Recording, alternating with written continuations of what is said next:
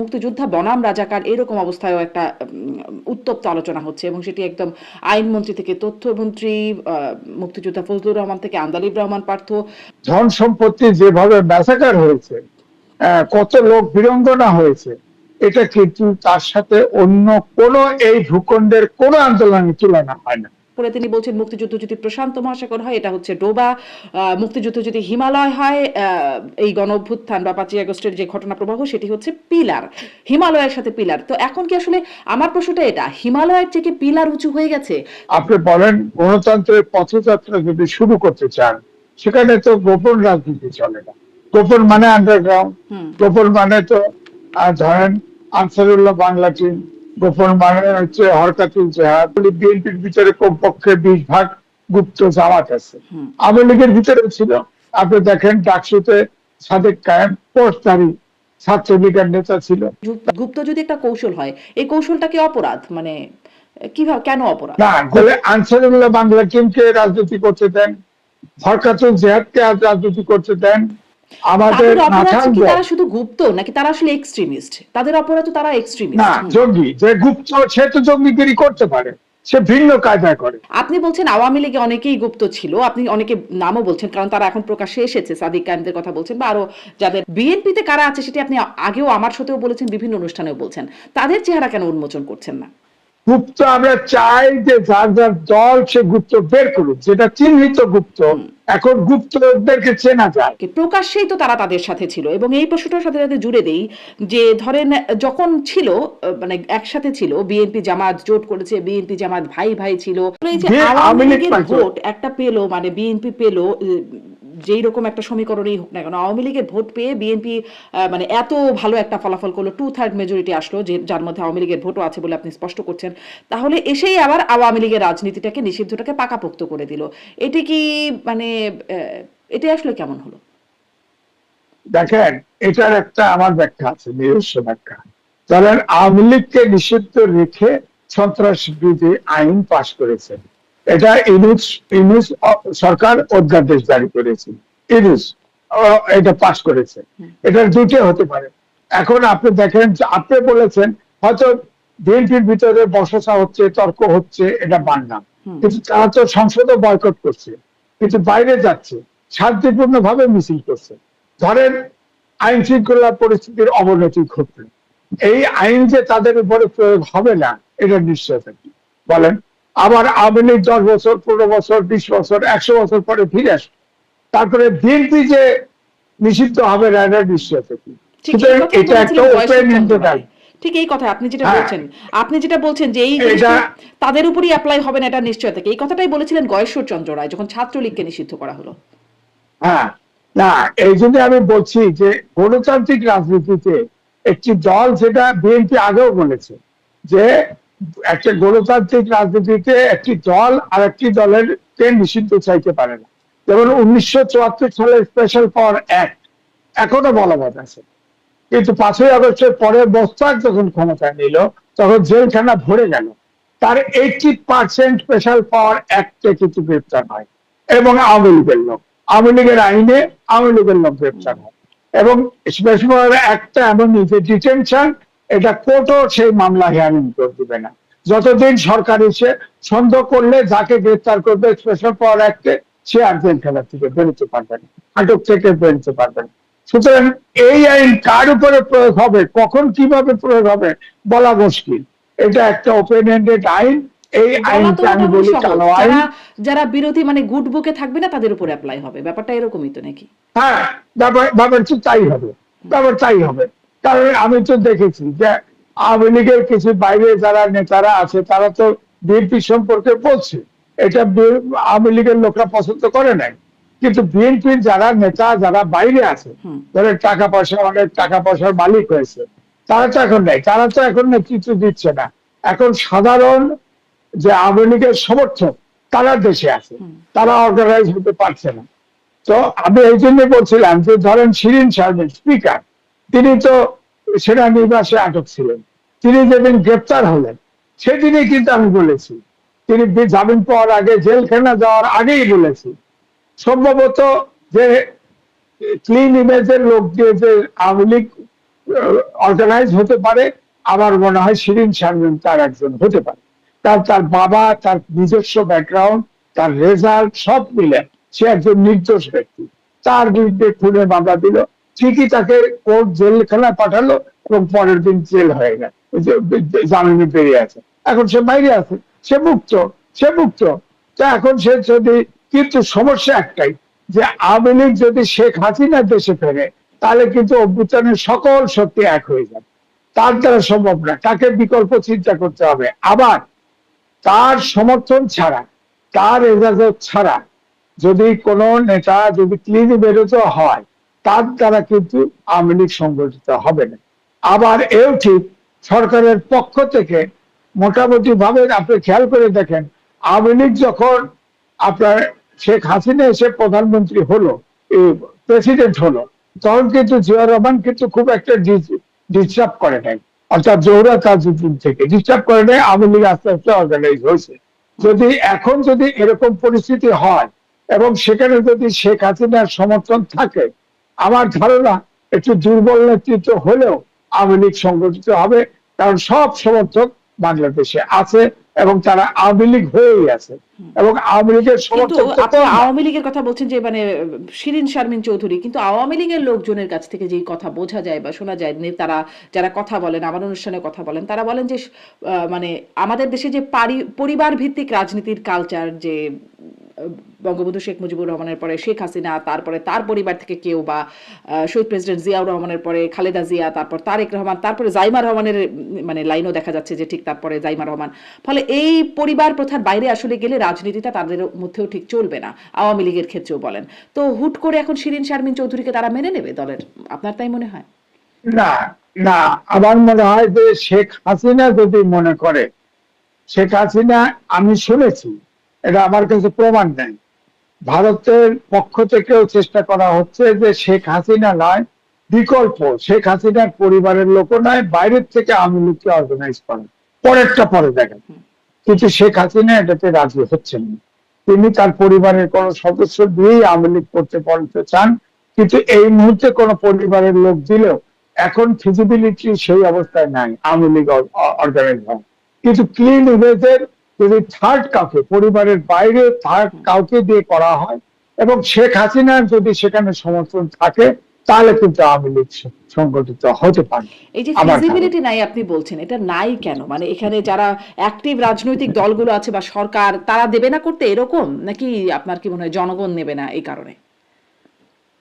না, এখন ধরেন আমাদের দেশে যেটা হয়, জনগণ যেটা চায় সেটাই তো ঘটে।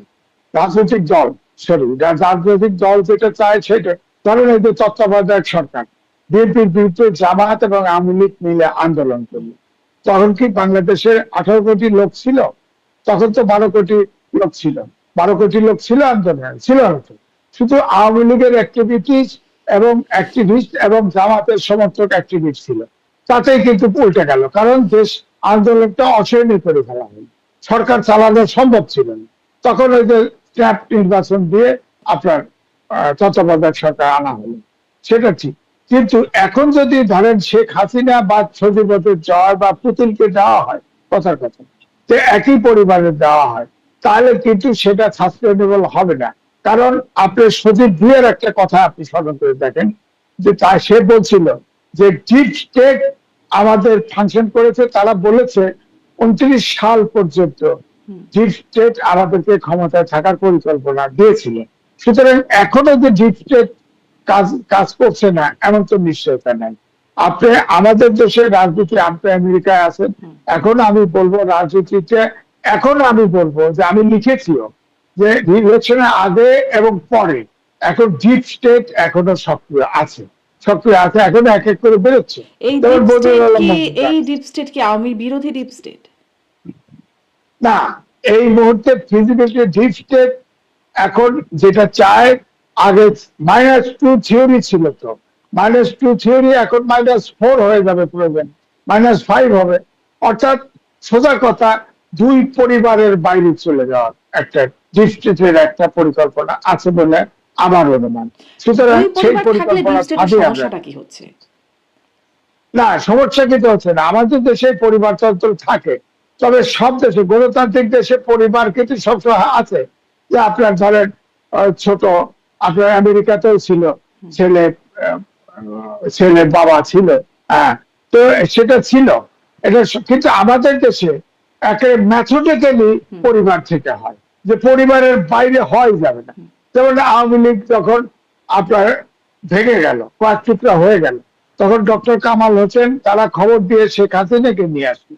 শেখ হাসিনার তো কোনো এক্সপিরিয়েন্সও ছিল না, কিন্তু সে বঙ্গবন্ধুর কন্যা, তাকে প্রেসিডেন্ট বানায় দিল, আওয়ামী লীগ ঠিকই অর্গানাইজ হলো। তাকে একটু নিরাপদ জায়গা দেওয়া হলো, স্পেস দেওয়া হলো, ঠিকই আওয়ামী লীগ অর্গানাইজ হলো। এটা হলো আমাদের দেশের কালচার। অর্থাৎ যেহেতু রাজনৈতিক দলের ভিতরে ডেমোক্রেটিক চর্চা নাই, কোনো দলেই নেই, ছোট বড় কোনো দলেই নেই, সুতরাং এই জন্যই ফ্যামিলি, আপনার ফ্যামিলির নেতৃত্বটা, যেটা বলে ডাইনেস্টিটা আমাদের দেশে খুবই গ্রহণযোগ্য হয়। তারপরে আমি বলবো যে এখন আমাদের দেশের রাজনীতিটা শুধুমাত্র রাজনীতিবিদ বা দেশের জনগণের আকাঙ্ক্ষা বা প্রত্যাশার উপরে নির্ভর করে না, এখানে পরাশক্তিগুলো কাজ করে। আপনি দেখেন বাংলাদেশকে নিয়ে এখন খুব টানা হেঁচড়া হচ্ছে বলে আমার অনুমান। ধরেন এশিয়া প্যাসিফিক রিজনে, সেখানে আমেরিকারই একটা সার্ভে আছে যে 85% লোক ইন্দো প্যাসিফিক রিজনে বাস করে, এবং অর্থ সম্পদও এখানে প্রায় 60%। সুতরাং আগামী দিনে ভর কেন্দ্র, অর্থনৈতিক ভর কেন্দ্র হবে ইন্দো প্যাসিফিক রিজন। সুতরাং এই রিজনে কার দখলে থাকবে, এটা কিন্তু পরিকল্পনা চীনেরও আছে, আমেরিকারও আছে, সেই সাথে আপনার জাপানও আছে, স্কোয়াড করছে না, জাপানও আছে, আবার দূর থেকে রাশিয়ারও কিন্তু আমার সবাই প্রশ্নটা আছে। কিন্তু এখানে ছিল যে সেই ধরেন পরিকল্পনা ছিল যে আমাদের এই এই ভূ রাজনৈতিক একটা পরিকল্পনা আমাদের দেশকে নিয়ে, বা যদি বলি এখানে ডিপ স্টেটের ইন্টারেস্ট, সেই ইন্টারেস্টের সাথে পরিবার থেকে নেতা হওয়ার যে জায়গাটা, ধরুন তারেক রহমান বা তারপরে জাইমা রহমান বা সাবেক প্রধানমন্ত্রী শেখ হাসিনা, তারপরে যদি সজীব অজের জয় ধরে নিই, মানে এতে তাদের সমস্যা কি, ডিপ স্টেটের অসুবিধা কি হয়? না, অসুবিধা নাই। বাংলাদেশ থেকে এখন ধরেন 80টা সেনাঘাঁটি আছে আমেরিকার সারা বিশ্বে, কিন্তু এই দক্ষিণ এশিয়ায় কোনো ঘাঁটি নাই। এখন ধরেন কোনো কারণে, আপনি জানেন তো যে আমাদের এখানে একটা চুক্তি হয়ে গেছে, আমি লিখেছি, চুক্তি ছাপাও হয়েছে, অলরেডি চুক্তির বেসিসে আপনার স্কল হচ্ছে, অলরেডি 14টা বোয়িং কিন্তু আমেরিকা থেকে চুক্তি আবার হয়ে গেছে, 14টা বোয়িং আনছে। কিন্তু এর আগে বাংলাদেশ চাইছিল ফ্রান্স থেকে আপনার বিমান আনবে, বোয়িং আনবে, কিন্তু এয়ারবাস যে চুক্তিটা করা হয়েছে, যে ওটা কিন্তু বলে দেওয়া হয়েছে যে না, ফ্রান্স থেকে নেওয়া যাবে না, আবার অস্ত্র কেনা যাবে না চীন থেকে, অস্ত্র কিনতে হবে আমেরিকার থেকে, এবং অস্ত্র কেনা বাড়াতে হবে, সমরাস্ত্র কেনা বাড়াতে হবে।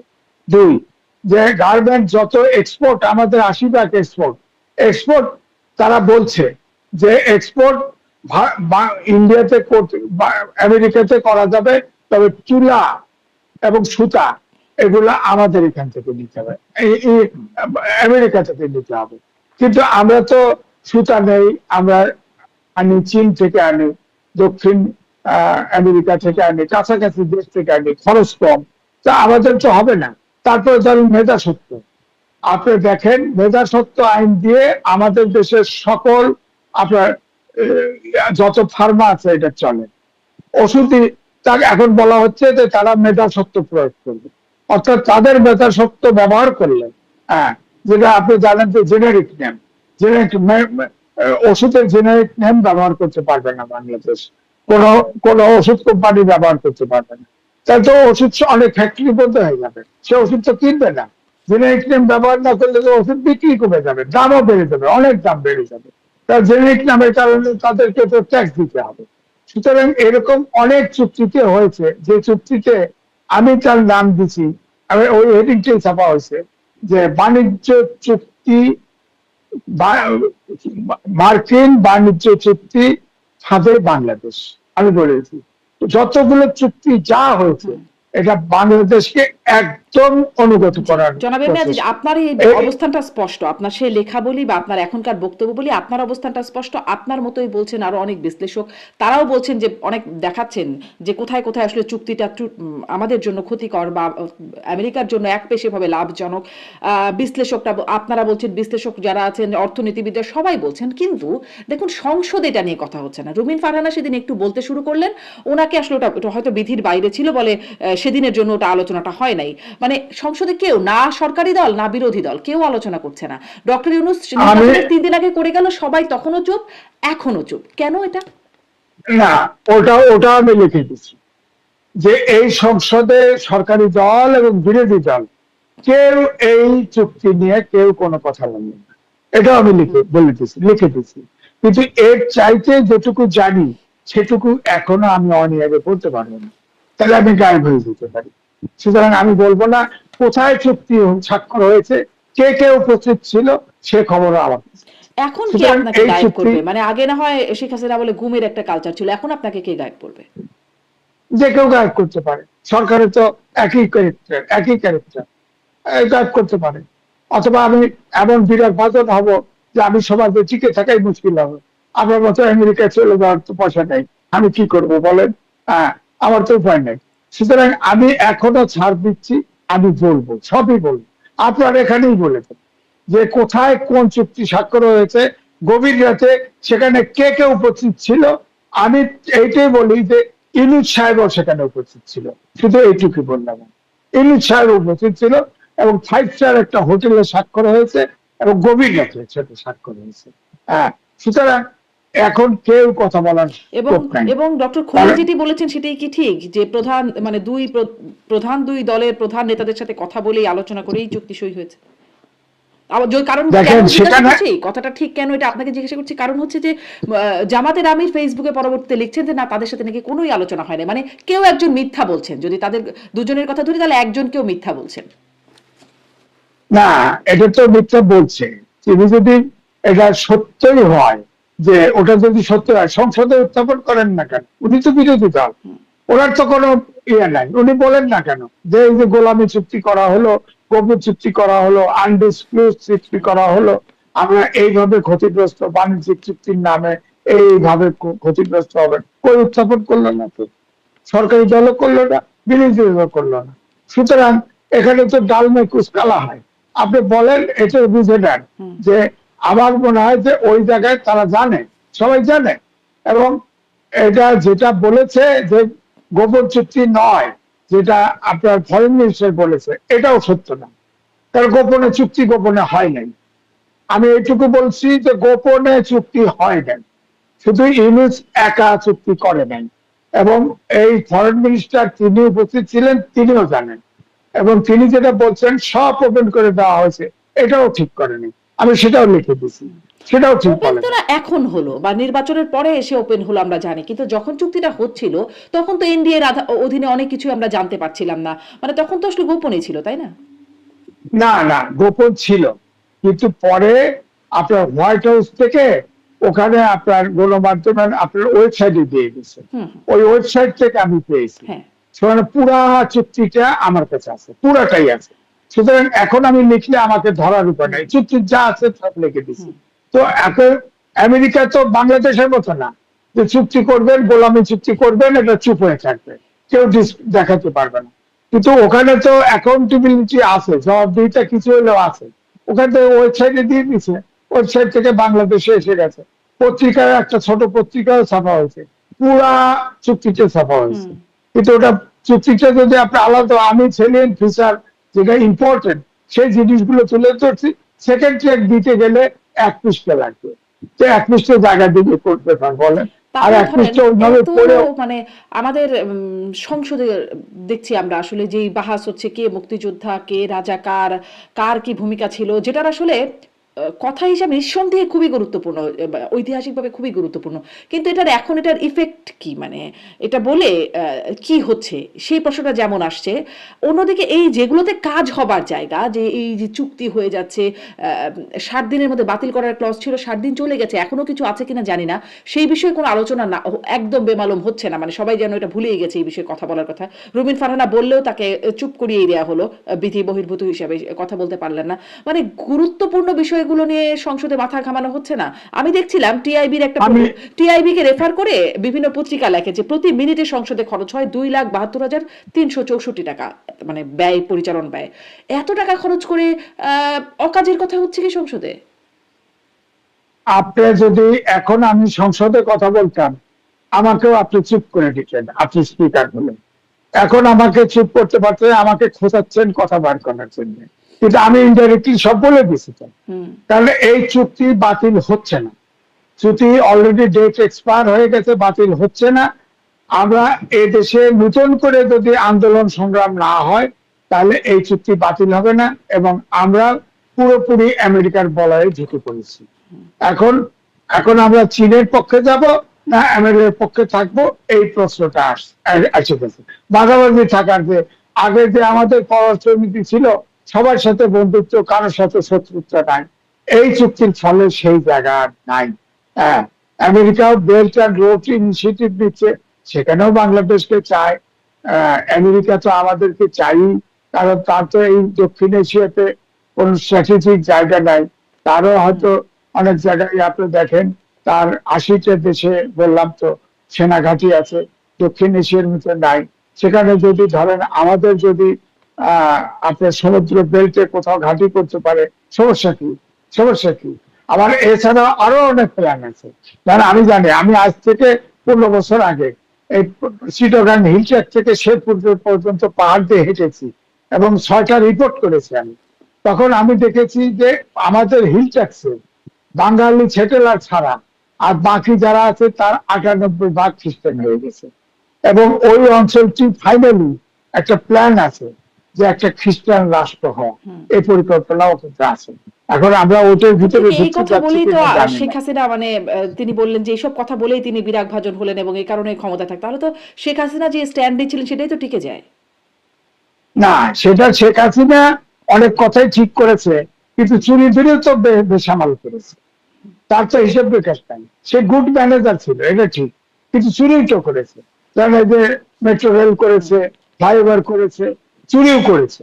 একটা বালিশ তুলতে atomic, Rooppur atomic energy commission এখন অপারেশনে যাবে, 3 মাস পরে ওখান থেকে বিদ্যুৎ পাবো, কিন্তু আমরা তো কাহিনী শুনেছি একটা হারিকেন আপনার 12 তলায় তুলতে কয়েক হাজার কোটি টাকা লেগেছে, একটা বালিশ তুলতে কয়েক হাজার কোটি টাকা লেগেছে। এটা তো ঘটেছে, তো ঘটেছে। সুতরাং এখন ওখানে বলা হয় যে ওখানে কয়েক কয়েক মিলিয়ন ডলার ওখান থেকে লুটপাট হয়েছে। সুতরাং এটা তো ফিজিবিলিটি স্টাডি এখন কতটুকু বিদ্যুৎ দেবে, ধরেন 3 মাস পরে 300 মেগাওয়াট বিদ্যুৎ পাওয়া যাবে, এটা আমাদের জাতীয় গ্রিডে যুক্ত হবে। 300 মেগাওয়াটের তো আমাদের পূরণ হবে না, আমাদের ডিমান্ড। আপনি যেটা বলছেন চুরি দুর্নীতি, নিশ্চয়ই সেগুলোর কথা এখন তাদেরকে জিজ্ঞেস করে তারাও বলে যে হ্যাঁ অনেক কিছু হয়েছে, কিন্তু হয়তো যেই লেভেলে হয়েছে সেই লেভেলে তারা স্বীকার করে না, কিন্তু এটা হয়েছে। কিন্তু ধরেন ওই যে যেই কথাগুলো আপনি বলছিলেন যে খ্রিস্টান রাষ্ট্র করবার একটা মানে উদ্যোগ আছে, বা ঘাঁটি করা, বা চুক্তি, গোলামি চুক্তি, মানে এগুলোর বিরোধিতা তো তিনি শক্তভাবে করতেন বলে তিনি দাবি করতেন, এবং তার কারণেই তাকে বিরাগ ভাজন হতে হয়েছে বলে তিনি পরেও দাবি করেছেন। হতে পারে, কিন্তু তিনি তো প্রায় 30টার মতো সমঝোতা এবং চুক্তি করেছে, সব তো ভারতের অনুকূলে করেছে। ভারতের অনুকূলে আমি লেখা দিয়েছি যে ট্রানজিটের নামে করিডোর দিয়েছে, আমি লেখা লিখেছি, বাংলাদেশের কোন পত্রিকা ছাপে না। আপনি বলেন বাংলাদেশটা কোন জায়গায় আছে? বাংলাদেশ তো রাজনীতিটা কোন দিকে চিল করলো তার উপরে কথা বলে, কোন পত্রিকা ছাপতেছে না। নিউজ দিছি আমি, কয়েক জায়গায় দিলাম, ছাপে না। ভাই পয়সা দিয়েন না, তাও ছাপে না। বলেন তাহলে বিরাট বাজন হবে, ভারত বিরাট বাজন হবে, সেখান কেউ ছাপে না পত্রিকা। এই হলো অবস্থা। সুতরাং আপনি আমেরিকার মতো করে ভাবলে তো বাংলাদেশে চলবে। মানে ধরেন আপনার জন্য বিষয়টা ওরকমই আছে, আগেও আপনার লেখা যখন আপনি বিরাগ ভাজন হওয়ার মতো কিছু বলতেন ছাপা হতো না, আর এখন বললে গায়েব হয়ে যাবার মতো একটা ভয় পাচ্ছেন। কিন্তু মানে যে কারণে শেখ হাসিনার সমালোচনা, মানে আমরা সবাই খুব শক্তভাবে যে ভারতের আপনি যেটি বলছেন যে অনেক চুক্তি করেছে, সমঝোতা করেছে, অনেক গোলামি চুক্তি, যেটি আসলে জানছিলাম যে প্রকাশ করে দেবে ইউনূস সরকার, সেটা তো প্রকাশ হলোই না, আবার নতুন করে এনডিএ এবং এই চুক্তি হলো। তাহলে সেই একই দোষে যদি দুষ্ট হয়, তাহলে ওই সরকারকে গালি, মানে এই গ্রাউন্ডে গালি দেবার কি ভ্যালিডিটি আছে বা স্ট্যান্ড আছে? না, আছে। আমি ট্রানজিটের নামে করিডোর দিয়েছি, করিডোর তো ভয়াবহ জিনিস, এটাকে ট্রানজিট নাম চালাইছে, এটা আমি লিখেছি। আমি বলেছি ট্রানজিটের নামে কেন এটা করিডোর, আমি তার ব্যাখ্যা দিয়েছি। করিডোর কাকে বলে, ট্রানজিট কাকে বলে আমি বলেছি।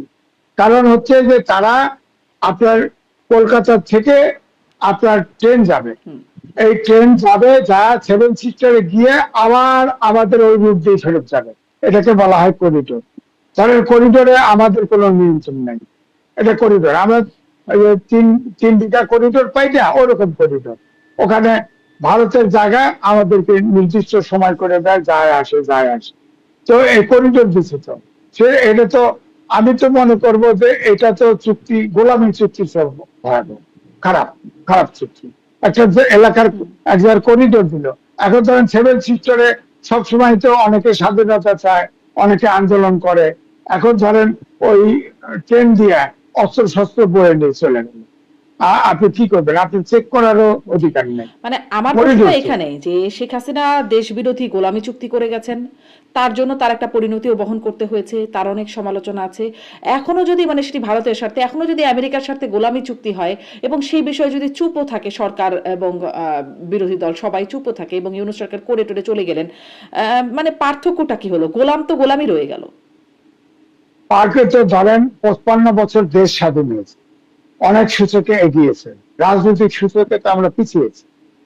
আমাদের দেশে গণতন্ত্রের লেশ আছে, বিচার বিভাগের স্বাধীনতার লেশমাত্র আছে, আইনের শাসন আছে, কিছুই আমরা অর্জন করতে পারিনি। তা আমরা তো মুক্তিযুদ্ধ করেছি, আইয়ুব খানের মৌলিক গণতন্ত্র ছিল। আগে এমএনএ তৈরি করতো ইউনিয়ন কাউন্সিলের চেয়ারম্যানরা ভোট দিয়ে, আমরা এক ব্যক্তি এক ভোট আন্দোলন করে রাজি করেছি। হ্যাঁ, তখন আওয়ামী লীগ নেতৃত্ব দিয়েছে, বঙ্গবন্ধুর নেতৃত্ব দিয়েছে, এক ব্যক্তি এক ভোট, অর্থাৎ ডাইরেক্ট ডেমোক্রেসি যাকে বলে, সেটা আমরা এনেছি। ভোট হয়েছে, পূর্ব পাকিস্তান মেজরিটি পেয়েছে। এখন আপনি বলেন যে ভোটটা দেশ স্বাধীন হওয়ার পর থেকে আর ভোট ঠিক মতো হচ্ছে না, অর্থাৎ মেজর ভোট ক্রাইসিসটা হয়ে গেল শেখ হাসিনার শেষের 3 এটা তো ভোটই হলো না। এই ভোট না হওয়ার কারণে, ভোটটা যদি হতো, যে যেতে দিত, ভোটটা যদি হতো, তাহলে কিন্তু দেশে এই ক্রাইসিসটা তৈরি হতো না। এখন তো রাজনৈতিক, আমি বলবো যে ইলেকশন হয়েছে ঠিকই, একটা রাজনৈতিক শূন্যতা কিন্তু বিরাজ করছে। সুতরাং এই শূন্যতা, রাজনৈতিক শূন্যতা কিন্তু শূন্য থাকে না, একবার 111 এসে পূরণ করছে, আবার কি ঘটে যায় এটা বলা মুশকিল। তবে আমি এটাই বলবো যে আমরা গণতন্ত্রের যাত্রায় যেতে চাই। এখন যে সরকার স্পষ্ট আপনি একটা রাজনৈতিক শূন্যতা দেখছেন। আমি আবার একটু যে বিষয় নিয়ে শুরু করেছিলাম সেটা থেকে একটু আসি, যে মুক্তিযুদ্ধ, আপনি বলছেন মুক্তিযোদ্ধা, মুক্তিযুদ্ধের কথা বলবেন না, ফজলুর রহমানের প্রসঙ্গটা বলছিলেন। কিন্তু আজকেই স্বরাষ্ট্রমন্ত্রী সালাউদ্দিন আহমেদ তিনি সংসদে বলছিলেন যে, আমি জানি না আসলে তাচ্ছিল্যই লাগলো কিনা, আপনার কাছে কি মনে হচ্ছে সেটাও আপনি একটু বলবেন, যে 71-72 করতে করতে স্মৃতি বিস্মৃতি হয়ে যাচ্ছে। আমরা পড়ে আছি 71 নিয়ে, 71-72 করতে করতে স্মৃতি বিস্মৃতি, মানে 71-72 করতে করতে স্মৃতি বিস্মৃতি হয়ে যাওয়ার মতো অবস্থা কি চলে আসছে? মানে এত বেশি সময় হয়ে গেছে। না, যিনি যিনি 71 স্মৃতিতে থাকে না, তার রাজনীতি করা উচিত। বিশেষ করে জামাতের বাইরে যে দলেরই হোক, তার রাজনীতি করা উচিত না। তিনি তার আমি বলবো বিভ্রাট ঘটে গেছে, তিনি রাজনীতির থেকে সরে পড়া উচিত। বিতৃত্ব থাকাই উচিত, পরিষ্কার। আওয়ামী লীগের না, বিএনপির না, অন্য কোনো দলের। 71-কে যে ভুলে যায়, সেটা দেশ চায় না। সে দেশের, সে তো রাজাকার, সে মুক্তিযোদ্ধা না, সে দেশপ্রেমিক না। যে 71 ভুলে যায়, যে বড় নেতা, যে 71 ভুলে যায়, যিনি 71 দেখেছে, যার বাপ দেখেছে বা দাদা দেখেছে, তারপরেও যদি 71 যে ভুলে যায়, সে এই দেশপ্রেমিক না, তার রাজনীতি করা উচিত না। সহজ কথা, সে যেই হোক, যে দলেরই হোক। জি, স্পষ্ট। তিনি আরেকটা কথা বলছেন, মানে সংসদের বিষয়গুলো একটু তুলে নিয়ে কথা বলতে চাই। তিনি ছায়া মন্ত্রিসভা গঠন প্রসঙ্গে আনছেন, যেটি জামাত আসলে বলেছিল আগে, যে প্রতিশ্রুতি ছিল তারা ছায়া মন্ত্রিসভা গঠন করবে। এখন তিনি বলছেন জামাত ছায়া মন্ত্রিসভা গঠন করেছে, এটি দায়িত্ববোধ বাড়ে এটির একটা বলছেন, এবং দ্বিতীয়